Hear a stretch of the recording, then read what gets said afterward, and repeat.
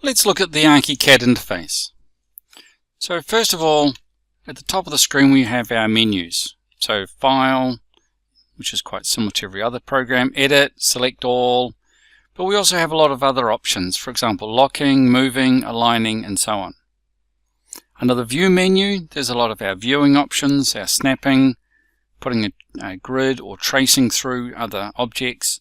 We have our design elements, our document elements, we have our options, teamwork if we're using it, and our window menu.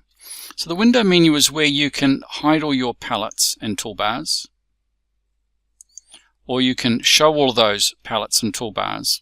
You can also turn on or off the toolbars and palettes. We have a look here at our toolbars. You can see we have 3D visualization, which is turned off. The mini navigator is turned on though.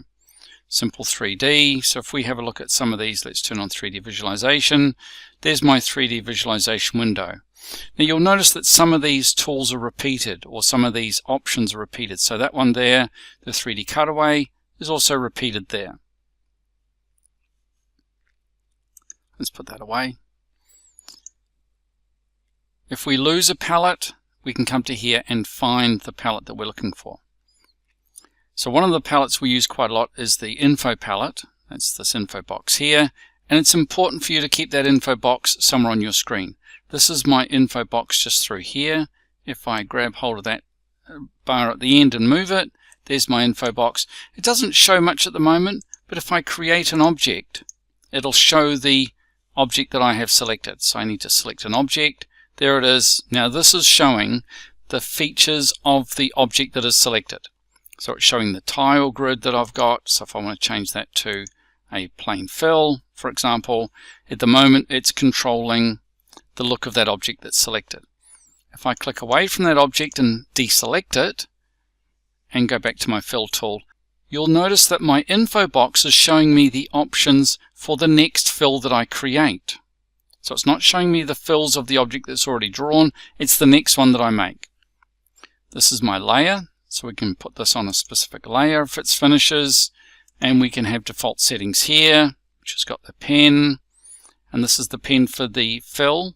So here we've got the foreground pen and the background pen. There's our layer at the bottom. So that's our info box. We can move it to different locations, so sometimes I have it over that side, which is quite handy. If you've got another screen, you can grab that info box, there's the bar at the top, and you can move that onto another screen. Let's bring it back, and we'll put it back there. So that's our info box there. This is our project map. We have here our project map, our view map, and our layout book. So what we tend to do is we tend to model using our project map. So this gives us our roof, or moving between different stories of the building.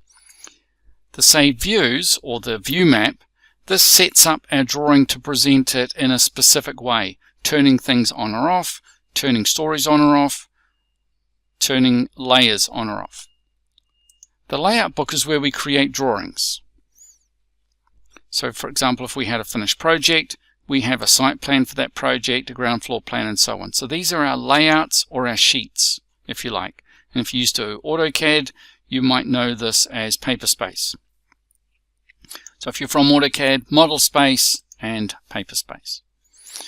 Over here we have our tool palette. This is our design tool palette, so it's got all of our designing type options: walls, windows, beams, stairs, roof, morph, mesh, and so on. We have our documentation options: dimensions, text, fill, polyline, drawing tool, and so on. And we have more, so grid element, map tool, hotspot, camera tool. So those are our tools. Now you may notice that there are some tools that you might be looking for that are not there, things like mirror, flip, and so on. They tend to work in a slightly different way. So if I select that object and then I click back on that object, now you'll see that I've got tools like mirror, rotate, move or drag, duplicate or multiply. I can change the edge, I can add a new node to it, I can curve an edge, I can offset the edges, I can offset all the edges, I can offset one edge to make a fixed area. I can add a little bit, or I can subtract a little bit. So this is called the pet palette, and it turns up at certain times. So it doesn't always turn up, and it doesn't always turn up in the same way. So for example, you'll notice that the pet palette's not there. I've got to click again for it to turn up. So let's do that again. So I'll click on that corner, and you'll notice I've now got different options. So I can still add or subtract, but I also have a new one. This one here, the chamfer or fillet. So just look out for that pet palette. You have to select an object, then you have to click back on that object, and now I've clicked in the middle of it. You'll notice the pet palette shows me different options.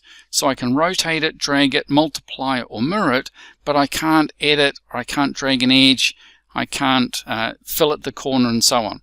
So it really depends where you click on your object.